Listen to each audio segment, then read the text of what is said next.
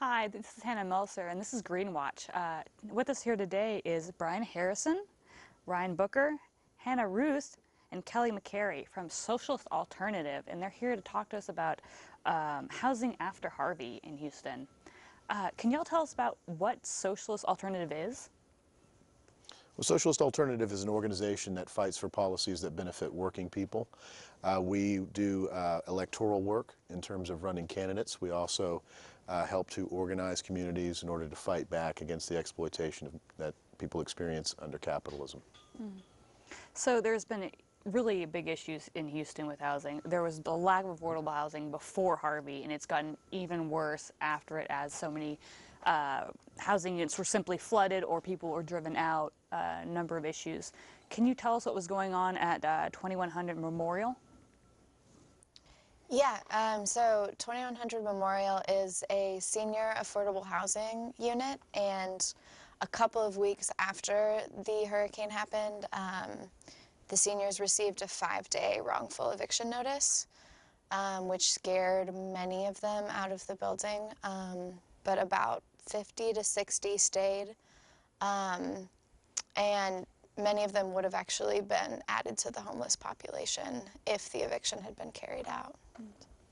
So this is a building that it's 14 stories tall. It has over 200 residents whenever it's fully occupied. And it's one of sort of the central housing projects in the city. And it received water on the first floor, which contained the common areas. No apartment units were flooded whatsoever. And then 3 weeks later, the Houston Housing Authority comes in and says, oh, there's a tremendous danger to your safety. You have 5 days to get out. Mm-hmm. And we're lucky that nobody died from the shock of that, being given 5 days to leave homes that some folks had lived in for 15 years. Mm-hmm. Mm-hmm. Wow. Yeah, a number of residents did report adverse health effects from the stress. Many of them had nowhere to go. Many of them had no ability to move out, especially on such short notice, because they were either bedridden or reduced mobility, and so it was a situation where a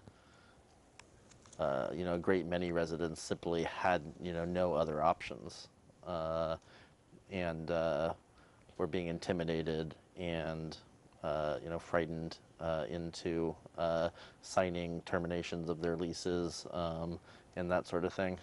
So it was the initial few days was very chaotic and very stressful for many of the residents. Mm-hmm. It was brutal. There was one resident who's a fully compensated combat veteran, excuse me. And he lost his car during the flood because the first story of the parking garage flooded. So he spent what money he had left on a new vehicle and then got this eviction notice. And he got pneumonia during the flood, and then he had to have a surgery related to that. And he actually had to reschedule his surgery around this wrongful eviction notice. So he was one of many very distraught residents. How many residents were there in total that were affected by these eviction notices? It was the whole All building. of them. Yeah. All of them? Every single one of them, yeah. Yeah. Mm-hmm. They wanted to clear the whole building. Yeah. Mm-hmm. Roughly 190 residents total. And these are people who are the most vulnerable people in our society, Yeah. disabled veterans, the elderly, people with other disabilities. And they were trying to evict them out wrongfully. Well, here's the thing. I mean, the notices were posted 3 weeks after the hurricane. Like, what? If there had been a danger, I mean, this was always my question. If there had been a legitimate danger, why wasn't it discovered earlier? Why weren't the seniors not evicted, but moved to hotels in an emergency fashion? I mean, if it's that dangerous, why didn't they find out about it? Why didn't they take action sooner? And so some of the seniors went to city council the next day. There was a council meeting, and pressure began to build. And they had a Houston Housing Authority meeting there at the building, and people were just irate. Oh, furious, yeah. People were irate and demanding, show us some proof. They gave no proof, no evidence, no reports, not even a handwritten legal pad sheet of paper of proof. And whenever people were asking the head of the HHA for proof, his response was literally, "You just have to trust me." Really, you just have to trust. I vividly remember it. He said, Over "You and just over have to trust me." And I thought, do they look like they're going to trust you, sir? Yeah, you're trying to make them homeless. They've largely maintained that line, aside from a few grainy photos at the most recent hearing. They've provided essentially no evidence of any of the claims that they're making. So if they don't have any evidence of these health concern claims, what is their end goal in evicting these people? The first thing I thought when I saw about it was I thought about Allen Parkway Village, which was, well, there's still some there, a housing complex owned by HHA that through the 80s and 90s engaged in a fight to try to preserve the affordability of Allen Parkway Village. Ultimately, portions of the housing project were sold off or were redeveloped at a profit. And it's literally across the bayou, literally just to the south of 2100 Memorial. And talking with some of the residents and some of the neighbors, other people had memories of Allen Parkway Village whenever they heard about what they were trying to do at 2100 Memorial. Wow. So basically, you think that they're trying to evict people so they can sell the property off to developers to be developed later for more luxury high-rise buildings or something like that. Yeah, the actual land that the building's on, for what, 40 years, it's like it's ordained to be Section 8 housing, except for there's, all these contract things that if a hurricane hits, they can, void it, yeah. So that's what a lot of people were thinking that their end goal was to do, just kick everybody out, just get them out, hush them, shut them up, get out of here, and do whatever they want with the building, just because it's the area's great, it's right by the police station, all this stuff. That the seniors love to live there, but they could make so much money on the land if there wasn't a building full of seniors there. So how did Socialist Alternative get involved in all this? So basically, we saw an initial news report on the situation, and a couple of days after the eviction notices were initially posted, we decided to go and see how we could help, using our experience and kind of our tradition of organizing people. And so we basically just walked into the building and started talking to residents, knocking on doors, signing up people to ultimately form a tenants committee. But yeah, our connection to the building was really just that it was, in our community, and we were able to go in there and start talking to people and start organizing people. It seems to have been effective since you've done the organizing. They've kind of been able to put the evictions on halt, or at least slow them down. Sure. And to talk a little more about the organizing, it's kind of, I don't want to be too poetic about it, but like the hurricane wiped out the common areas of the apartment, right? And so they were sort of individualized and atomized, and HHA, I think, was able to take advantage of that and scare individuals to just go ahead and move. And what happened is whenever the residents came together with members of the community, we were all so much more powerful together than anybody alone would have been. And so bringing that organization and that unity to 2100 Memorial, really helped to fight back and push back the Houston Housing Authority. Yeah, there were,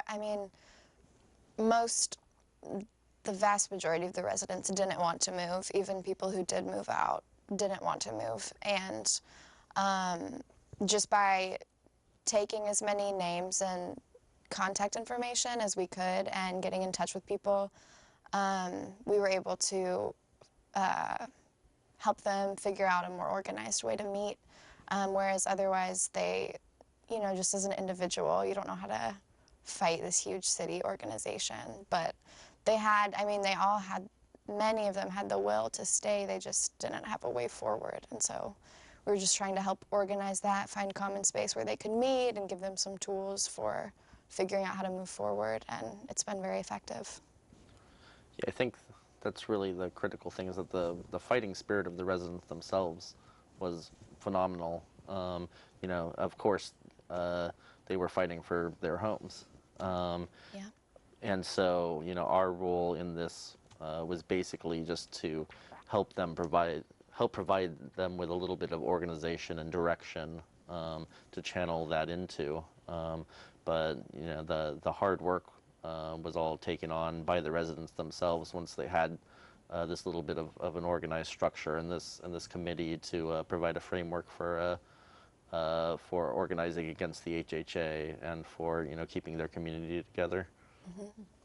And it's definitely been effective so far, but it's a working effort. I mean, all of the residents are, I mean, they're elderly people, and they've been through 2 back-to-back traumatic experiences, not to mention whatever else they're going through just in their day-to-day lives.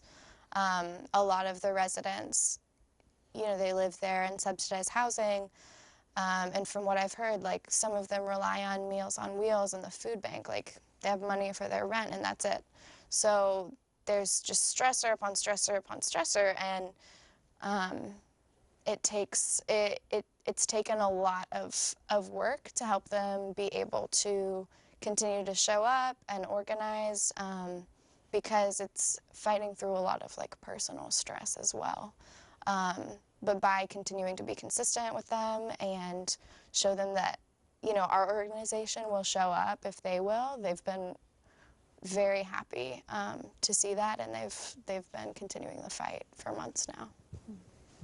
So you're kind of relying on the energy of the tenants there and just kind of helping them channel that to be more effective against the HAA and in these evictions. Absolutely. Exactly. This isn't a fight that we can win for them. This is a fight that we can help them win for themselves. And I think that's how we viewed it from the start. And they've really worked hard to fight for their homes and to win the stop to evictions that's occurred so far. So. This is something that we were talking about that I was talking about with the residents at the last meeting, actually.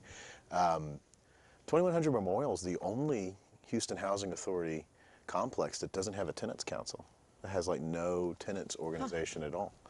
And one of the things we were able to help foster is the development of Seniors Stand United, which is a committee that the seniors wanted and wanted to help put together. And it's got representatives from the building, from the wider community, and also from the 6th Ward neighborhood.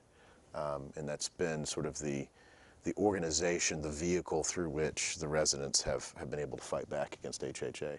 Is Senior Stand United unique to 2100 Memorial, or is it a larger organization? Well, that's a good idea. As of now, it's unique to 2100 Memorial. Yeah, But of course, these things are happening all over the city, and there's a need for this sort of organizing and fight back against these sorts of things all over the city. So. And the seniors are aware of the fact that they're fighting for more than just their own homes. Like, they're very aware that in standing up for their rights and putting in the effort to keep their affordable housing, they're making a statement to the broader Houston community and beyond. So where does Social Alternative kind of plan to take this in the future as this progresses? Is the kind of the fight over now that you've gotten the evictions stopped, or is there more work to be done? Well, maybe to give a little bit of legal perspective, whenever I'm not working with Socialist Alternative, I'm a lawyer, and there was a lawsuit involved in this that I wasn't a lawyer on.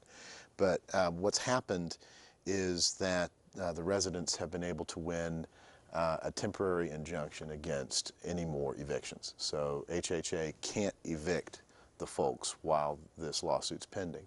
And also HHA has to conduct some of these repairs that are needed, but don't require the residents to leave. So that's where we are now, and that's temporary. And there's a trial set for late March, which would be the final sort of disposition of the lawsuit and would probably wrap up a lot of the issues. So it's very much still, it's a live issue, very much so.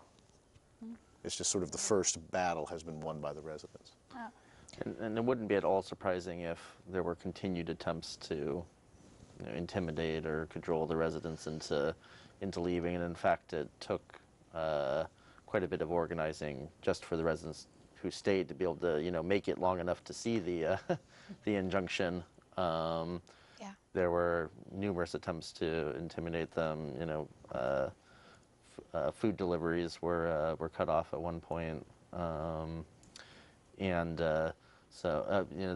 they refused to accept rent payments on the grounds that their lease had been terminated. So we organized a large group of residents to go and all pay their rent together and live stream it.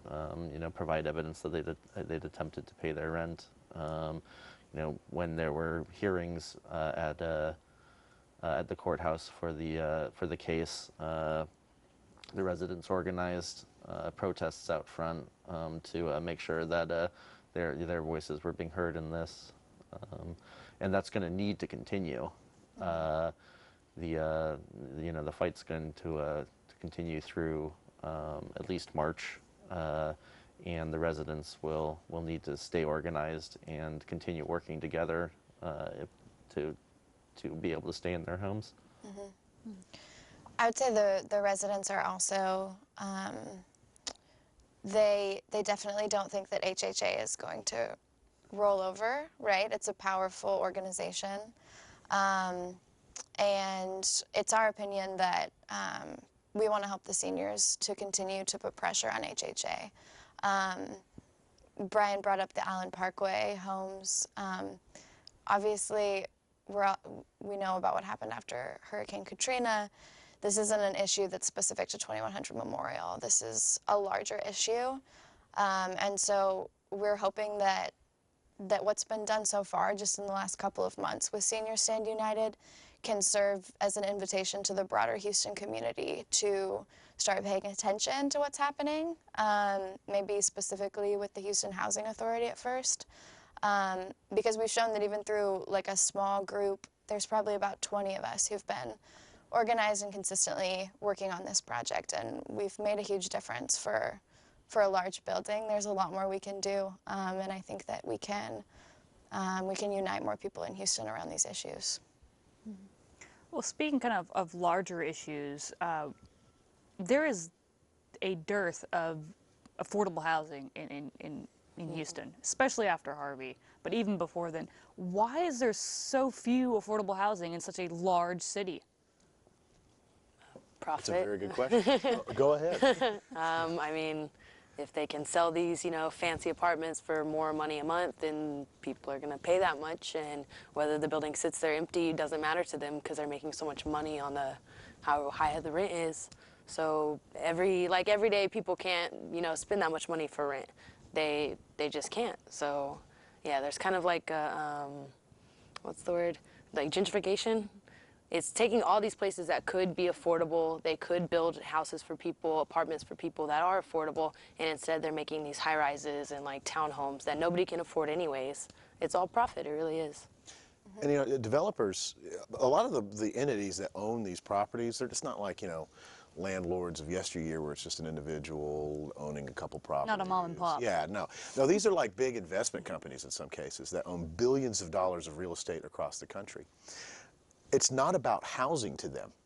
They don't care about people's dwellings, about people's beds and sofas. They don't care about providing housing for people. That's not what they're in it for. They're land developers. And so their goal is to purchase the property, the dirt, as cheaply as they can, and then find ways to raise the value of that property. Good way to do that? Let's build some luxury apartments. All of a sudden we can charge high rents. That's great. We don't really care about the rent. We want to raise the value of the dirt, of the property. And whenever they've done doing that, they sell it, make an enormous profit off the sale of the land, and walk away. The problem is that that's a bubble. It's a speculative bubble, and at some point that will burst. And those billions of dollars will evaporate, and even more people will be thrown out of work, and even more people will be looking for affordable housing that doesn't exist. Do you think we're going to have like kind of a collapse of the market like we saw in the residential housing market back in 2008? Boom bust. America and capitalism in general can't get away from it.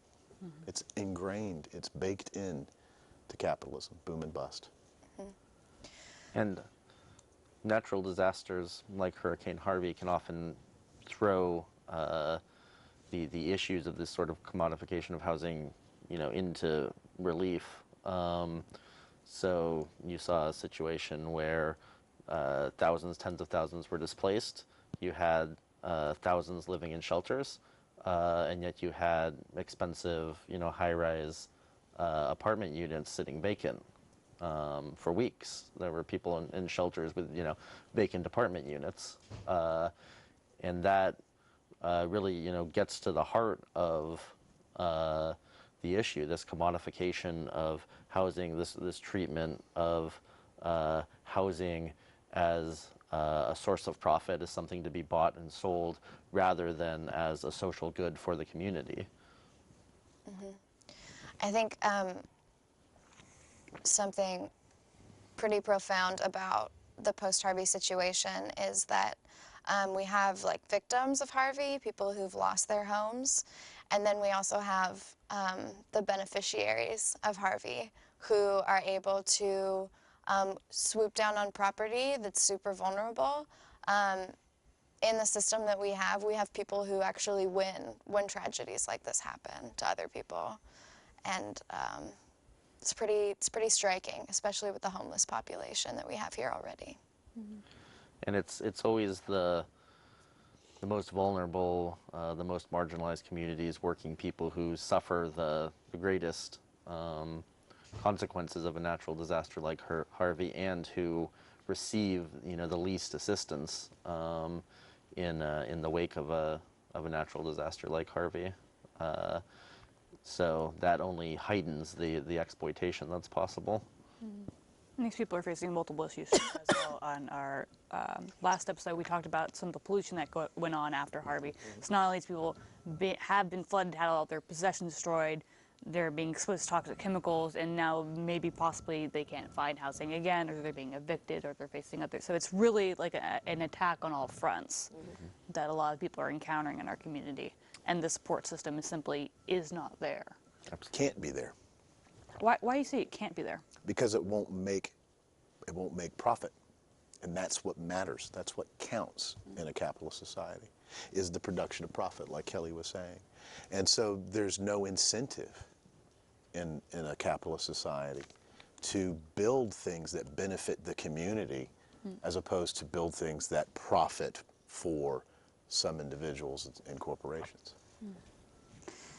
And that's a hard thing to get around. Oh, I said we're trying. Yeah. We're working on it. One step at a time. But see, like 2100, that's a real victory. That's the nuts and bolts of the organizing. It's important to understand that. Nothing terribly complicated about it.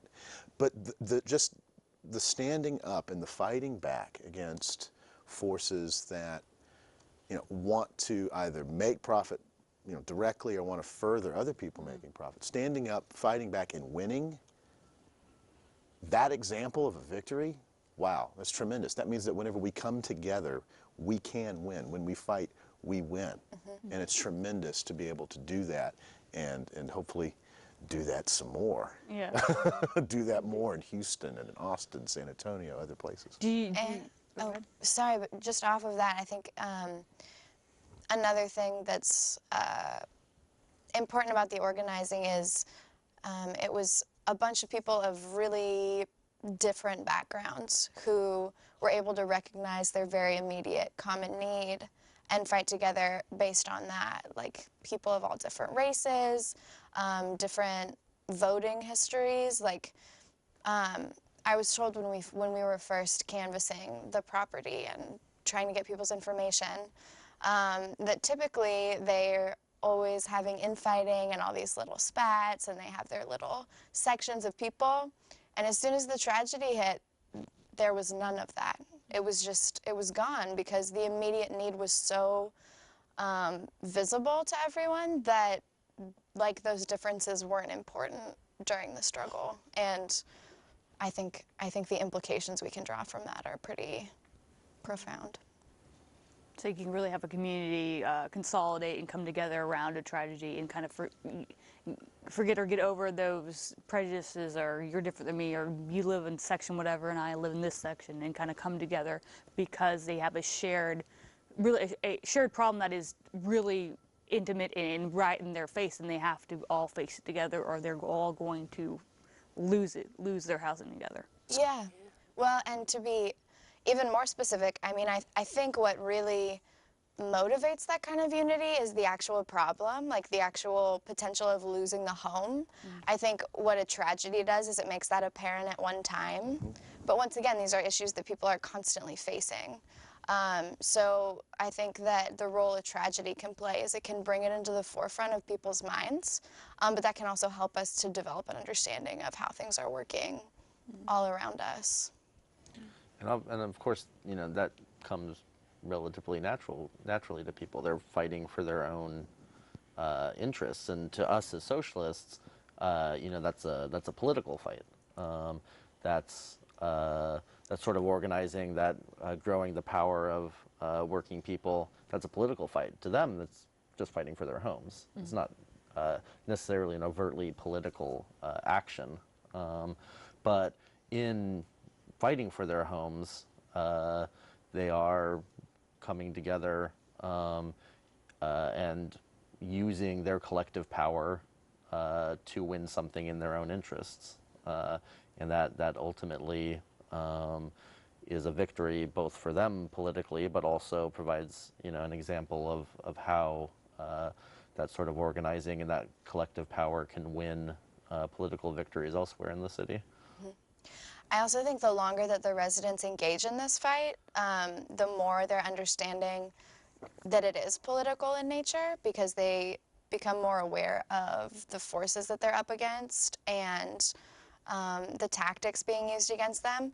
And they also become, I think there's an increased need to draw off of the bigger picture, because there's only so long, I think, that as a person you can just fight for yourself when it's like really difficult and when it's traumatizing. But when you can see how that relates to other people in the community and other people in your housing unit, it can give you that push to move forward. Let you draw strength from the people around you who are also going through the same thing as you. Look at what happened citywide, or region-wide, with the hurricane. You know, it's a big story. It's a big, you know, pleasant, happy story to see, you know, the Houston community, the wider community come together, and people with boats go out and do those rescues. You know, that's a tremendous thing. That's people coming together in order to respond to, you know, a real need, a material need. You know, there's politics there. There's politics there, because while people came together to do the boat rescues and to help clear out people's flooded homes, the government couldn't, because the government was underfunded, was incapable of going out and doing those rescues and of helping to clear out people's residence. Couldn't do it because it's not a priority, because that wouldn't make profit. And we see other societies that aren't as profit driven, or that don't have profit, are much more capable of those immediate responses to disasters, because the focus is more on human need as opposed to material greed. Yeah, I mean, that's a great tragedy that I was happy that people helped their neighbors with boats and stuff, but I was also shocked that in this day and age, and one of the most prosperous countries in the world, we're having to rely on our neighbors to save us instead of emergency services. I mean, Ed Emmett, the county judge, you know, the county executive, I remember when he did it, he said, "Don't even bother to register with us, just go out and do it." That's totally abdicating their role to try to organize or structure a society-wide response. Just go out and do it. Don't even talk to us. They couldn't even organize the response. That is just astounding. So you talked about that there's a lot of politics behind this involved. Can you tell me more about what are the politics involved? I guess you can kind of start with before the storm, like areas that we know that have flooded before, like, you know, we've been having a lot of raining the past couple of years. Those areas, they are, you know, I mean, it's not cheaper housing, but it is like communities of color, more working class communities.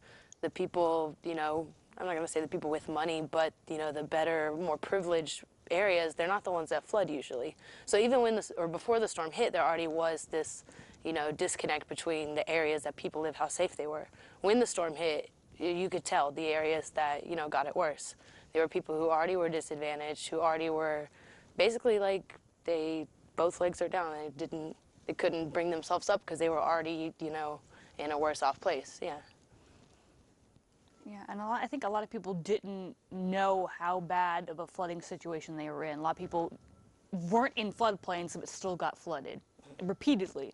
Now the university, A&M Texas A&M has put out it's called Buyer Beware. And it's an interactive map that actually can tell you, regardless of whether your house is in a floodplain or not, or whether you have to have insurance or not, whether that property has been flooded, what not only the flooding risks, but also toxic contamination risks, Superfund sites, how close it is that. So there seemed to have been, at least on, of course, a non-governmental response. It's a public university responding to this, doing their own research on their own, compiling the data on their own, to make something that should, I would suggest, the government do itself. You know, see, to me, that's kind of bitterly funny. That our system's response is, oh well, let's update our maps to reflect, you know, the true flood range of a climate changed Texas.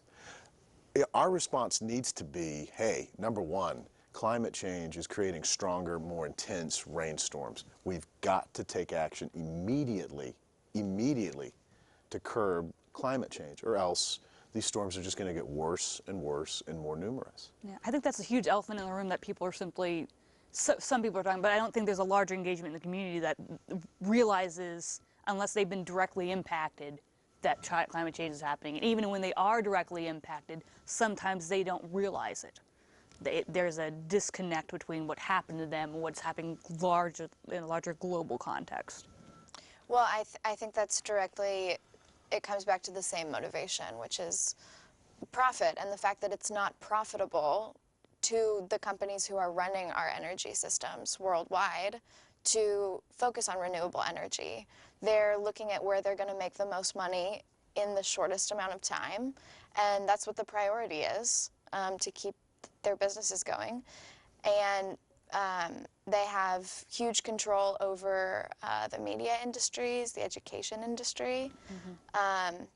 My mother up in Washington actually contacted me about the flood, and she was telling that on her, so national news,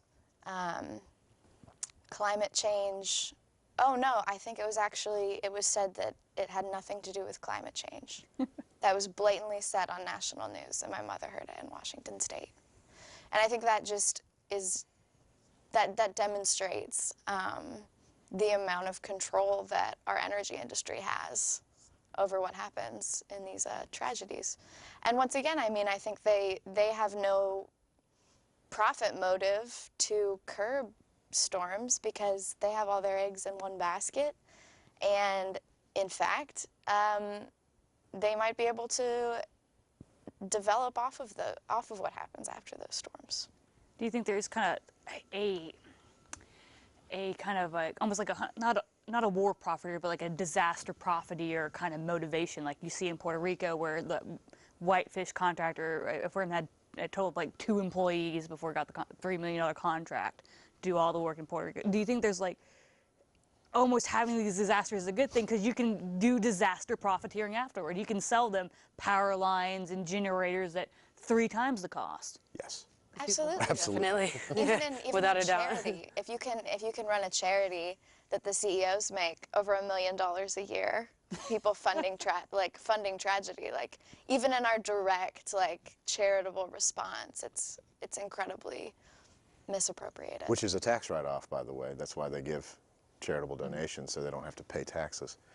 You know, I don't want to get too esoteric, but we were talking about disaster profiteering.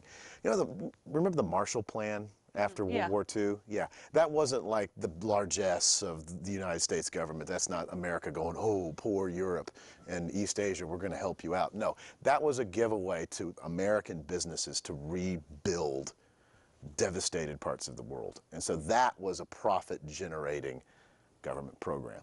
But you don't, it's not put in that light because, hey, we're the greatest country on earth, and we're beneficent, and we want to be kind to people. It's Or we got to spin. give them money so they won't go back to Nazism or something like that, Or- or turn communist. Oh, ooh, no, they might turn socialist. Scary stuff. They might have some motivation against that. Just a smidge, you think? So, although the Marshall Plan, I would say, was flawed because of its profit motive, why don't we see that thing kind of happening again, like, for example, in Puerto Rico or in Houston or in Florida, where we could have a government spending? So at least we would be funding our own companies to rebuild our own communities and provide some jobs in that process. Do you think there's just not enough profit motivation there? Well, of course, in Puerto Rico, you probably see it most starkly, the exploitation of that island by U.S. corporations, making huge profits off of essentially predatory business practices prior to the hurricane in Puerto Rico, and now offering to essentially help them rebuild their infrastructure, but it's all being privatized now, which will only further exploit the already terrible situation in Puerto Rico, and further disempower the residents of Puerto Rico to have any sort of control over their infrastructure, over the rebuilding process. That's essentially all being put into private hands of U.S. corporations now. They're never going to get that back, I guess. Well, even redevelopment programs that will occur here in Houston, what are they going to look like? Who are they going to benefit? About a month and a half ago, I think the mayor appointed the chief of the Hurricane Harvey Recovery Board, and the chief used to be the CEO of Shell. Like, whose interest? That comes full circle. Whose interest? Yeah, Shell, who is one of the leading contributors to climate change. Whose interests is he looking out for? Mm-hmm. Who's going to benefit from a recovery led by a former Shell CEO? It's going to be corporations first, and they're wealthy investors, and it will be wealthier people second, so that you see different areas of the city prioritized and have more money pumped into them and more investment. Not so that people live better, but so that business owners and corporations can make more money in those areas. And some people who profit off that can live better, but it's not the vast majority of people. No, not the vast majority of working people, absolutely not. What can we do to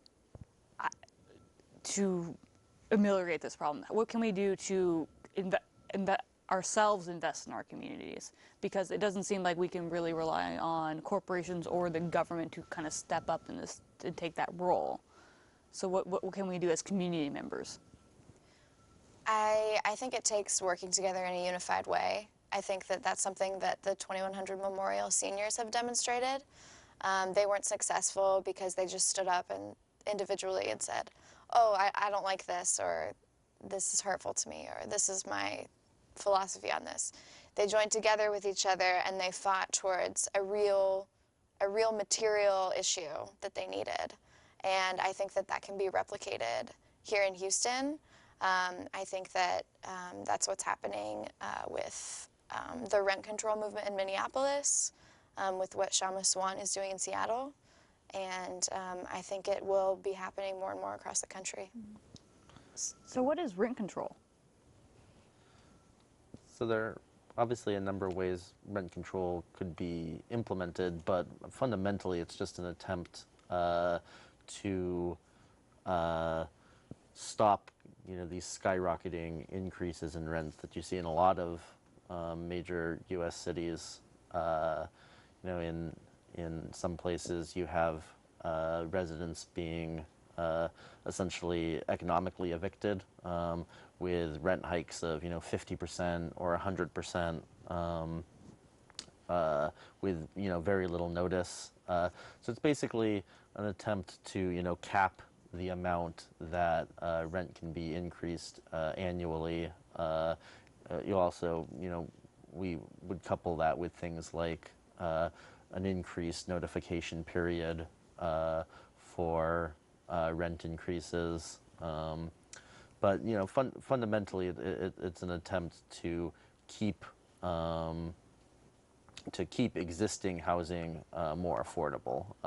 It doesn't, solve the fundamental underlying problem of housing, but it does help to keep existing housing affordable.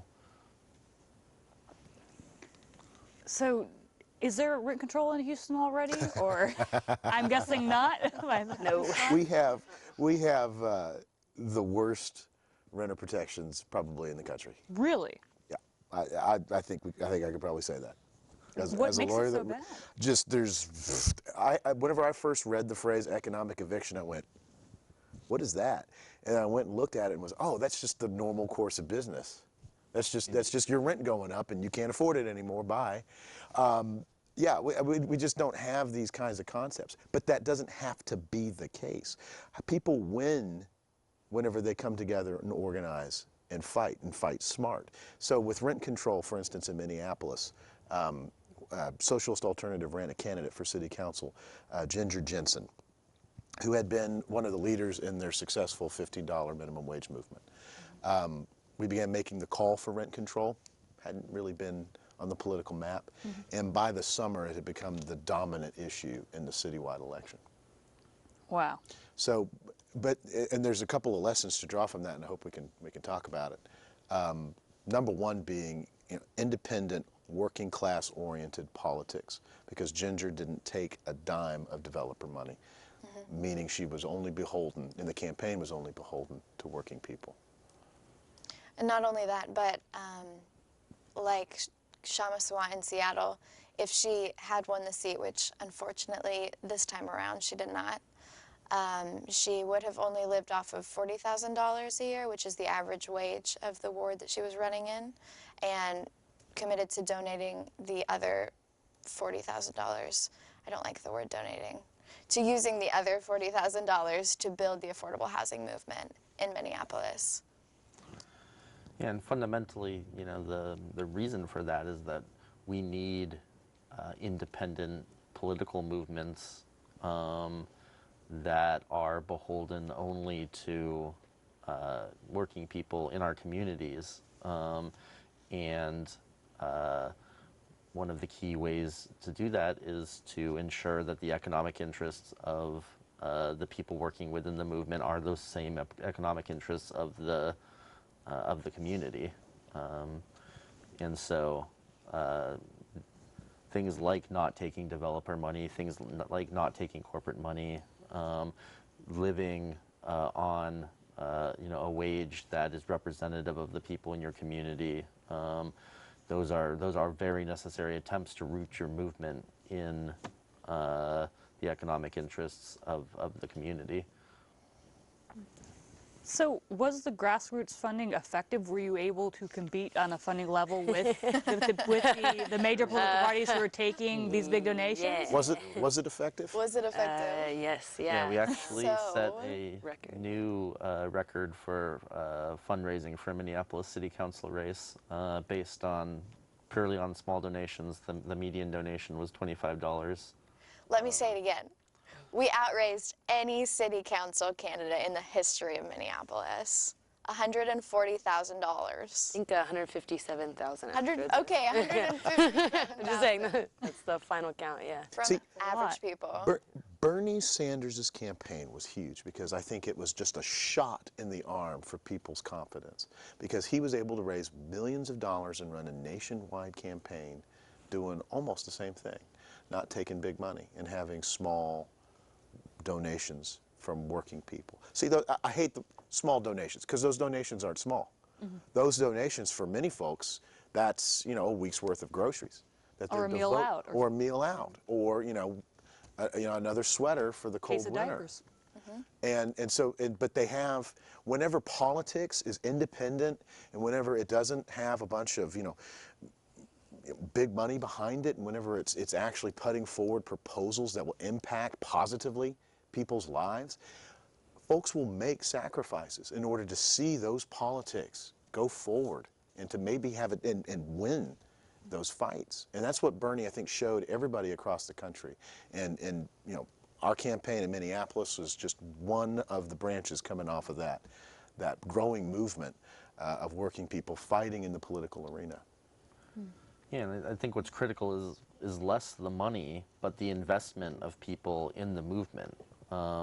You have to build grassroots movements rooted in the community, and so the time that people are investing, the political awareness that they grow through, you know, common struggle, those things are much more valuable to us as socialist activists than, you know, the money that people donate, although of course, you know, the money is necessary to function in this system as well. But yeah, it's really the investment and the engagement of people in a grassroots movement that's critical. Mm-hmm. I also think the reason that so many people donated to Ginger's campaign, average everyday people, is because they were presented with an actual alternative to what typical politicians do. There's a woman, bringing it back a little bit, on our committee with the Senior Stand United committee, and she always likes to use this example of, and when she's talking about the representatives of HHA who make promises to her, she says, well, you know, my ex-husband keeps telling me he's going to pay his child support. He's been dead 10 years. He hasn't paid his child support. Like, people get that. People get, like, where your money is, or put your mouth where your money is, right? And so to see a candidate who is completely consistent in living the way that the people they represent live, and not only that, but doesn't take developer money, and to contrast Ginger's campaign from Steve Fletcher, who actually won the seat that she was going for. He also ran on the affordable housing platform, but he's also taken money from the leading developer in the ward who's actively driving students away from campus and causing the exact issues that he says he's fighting.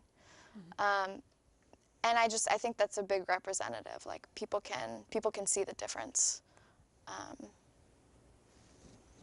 And I think we can look at a campaign like that in Minneapolis and see, you know, a lot of great lessons for here in Houston, for the need for our own independent movements that are free of you know, corporate money, that are free of the tentacles of the two kind of establishment parties, and all of that they bring along with them now, and that are really, you know, working for affordable housing in the interests of the community. Because, you know, just like in Minneapolis, here in Houston, we have, you know, critical problems of affordability.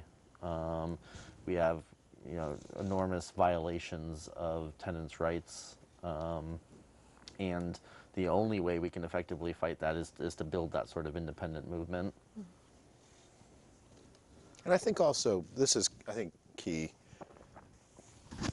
Too often, we fight in the electoral arena, and come November 8th, okay, well, that's over. That's done. We can all, yeah, put down your tools, everybody. It's done. No way. The electoral fight is important, but it is not the end-all, be-all.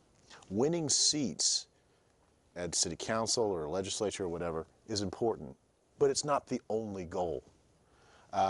It's true, Ginger Jensen did not win the seat. We won, and they have an instant runoff vote style election up there. We won the first choice vote round. By a lot. By a margin. Yes, a wide margin. But unfortunately, the second and third choices we did not win, and so we weren't able to win the seat. So not having won the seat is not a failure, is not a defeat. It's still a victory because A, we strongly influenced the course of the political debate. There's no way that those elected city council people and the mayor don't address rent control at some point. And B, we've got a movement that is moving forward, fighting for rent control and affordable housing, and will continue to do so. because it's not geared simply to elect one person one time, but to fight for a wider movement of issues affecting working people. So that movement kind of can carry on even after the election, which I think is really important, because you may get someone elected, but if you don't keep the pressure on them, they're going to go to whoever gives them the money or whoever puts pressure on them. And that might be adverse to what your community needs. And in fact, you know, we would view it as a failure if Ginger were to have won the seat and the movement were to not, you know, continue. that would be completely, you know, contrary to our ultimate aims. The goal must always be to build the power of, you know, ordinary working people, and sometimes you do that through electoral politics, and sometimes you do it through, you know, grassroots organizing in apartment buildings, but ultimately it must always be to build the movement, and I think that's been successful thus far in Minneapolis, and we're seeing seeds of that here in Houston. Do you think you can kind of, I guess, water those seeds and do a similar kind of movement in Houston as to what you did in Minneapolis, and get rent control to be an issue? Because I don't think it's on many people's radar at this point in Houston, even though it's a huge issue. I tell you what is on people's radar: their rent. And if they haven't paid it this month, it's this month's rent, and if they have, it's next month's rent. And the fact that rent continues to go up, that's the issue. And that's what you fight on, is the need for people to pay the rent. And it's important to put forward solutions to those problems. But the problems, that's where working people connect. The solutions they flow from working people connecting on those problems. Because I don't know of anyone who I know personally whose rent has not gone up in the last couple of years. And not just a little bit, but by several hundred of dollars. Our rent's more. almost doubled. Yeah. It's outrageous. And you can, as an individual, negotiate, and maybe you get a little bit of reduction, but you know, you got to have that same battle next year and the year after that, and every time your lease is renewed. And good luck trying to get a longer lease at a lower rate. The economics that you would think would be there with supply and demand don't seem to function in that market. Well, because because it's because the way that you've just described it, and this is exactly what landlords and owners and corporations and capitalists want, is one individual, one working person negotiating with really the whole system. You're not going to win that one. Yep. The system is going to take what you have. We have to organize and push back collectively to have any hope of being able to defeat that system that wants to exploit us. So what can renters do? You know, if they wake up tomorrow and say, I want to do something. You know, how easy is it to form like a tenants association, or to find out if your apartment already has one? Start making some phone calls, man. Yeah. Just kind of canvas your fellow tenants, ask them what their concerns are, and kind of build your own coalition and you start your own grassroots movement. Yeah. Well, I mean, the first thing I would probably say suggest is get in touch with Socialist Alternative. Go on our website, socialistalternative.org, and you know, start reading some articles. Maybe reach out to a local branch. See if you can, you know, go to a meeting and have discussions about politics. Because without having a clear analysis and understanding of what's happening, it's impossible to put forward a plan or a solution to what's going on. We have to first start with a good, sound understanding of what's happening. It's not just one landlord here raising my rent. It's this market that's driven by the need for profit and by investors behind it. We have to understand it. Yeah. I think a lot of people just don't. Yeah. No, I like what you brought up about the bargaining between the individual and the landlord, because I think that paints a really important picture of how we have one side of the system that's run by the people at the top, that's very organized and very set, and then we just have individuals. And I think that brings it back to why I think Socialist Alternative's role is so important, is because we are a web of people who are analyzing the working class struggle and what we're going through, and combating the organization of capitalism through having a wide movement where people are rigorously thinking about what's happening, debating what's happening, and trying to put real thought into analyzing how to move forward. I think that's the only way we can win real struggles. I think it's important to have that because a lot of people get kept busy with their job, making rent, caring for their Yes. children, this, that, and the other. They don't have time to think, I'm going to sit down and think about rent control now. And, you know, people have things to do. And that's intentional. Yeah, of course. Yeah. Every job I've ever worked, though, you talk about it. And whenever I talk with my neighbors, you know, we talk, oh, you know, landlord this, oh, landlord didn't do that. We talk about it. And maybe not in like a highly structured or academic kind of a way, but, you know, people understand. People understand very much at the workplace, at the grocery store, at the department store, on Amazon, you know, at your home, at the hospital. You're getting taken advantage of because the power structure is such that you get paid less than the value you produce at work. People, companies and corporations charge more for inferior products than they should. People understand it on an innate level. It's important for activists and for others to try to help build a structure so that we understand how that's all interrelated and interlinked and how we can push it down.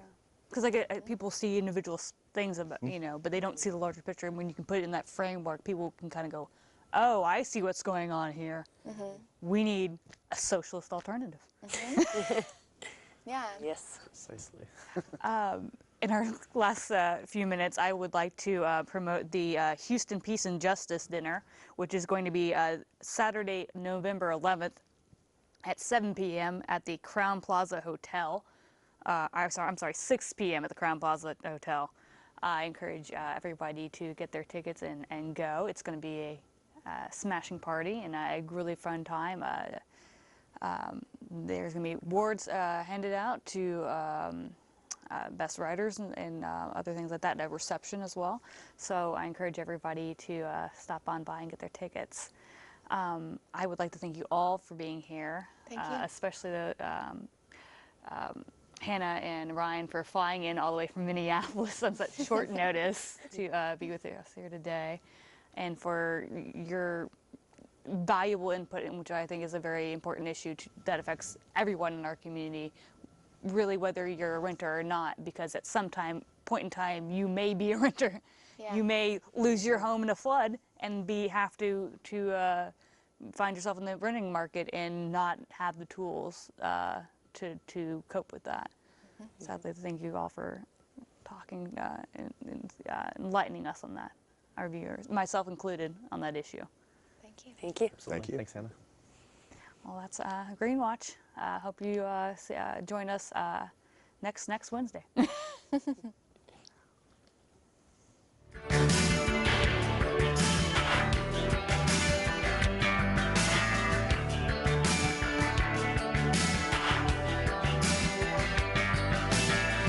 With power, here they come, international loan sharks, backed by the guns of market-hungry military profiteers, whose word is a swamp and whose brow is smeared with the blood of the poor. Who rob life of its quality, who